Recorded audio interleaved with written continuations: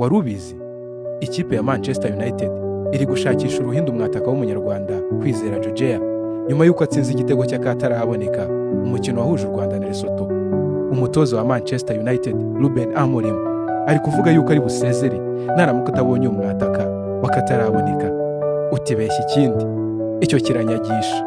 Ntabeshya se, ni umunsi wo kubeshya. Ase ubundi uyu munsi wo kubeshya waba waraturutse? Reka nkubwire inkomoko y'umunsi wo kubeshya. Tariki ya mbere Mata buri mwaka ku isi abantu benshi bazi ko ari umunsi wo kubeshya.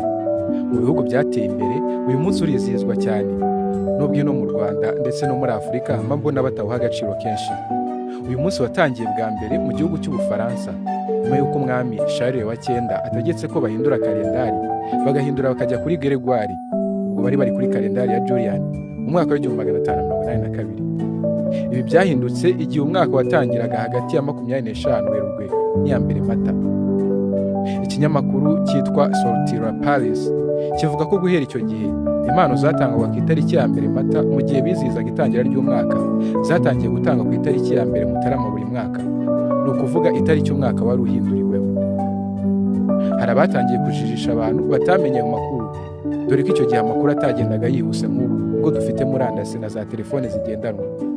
Ubwo rero hari abakomeje kwizihiza ubunani ku itariki ya mbere Mata batamenye yuko uwo munsi wimuriwe ku itariki ya mbere Mutarama.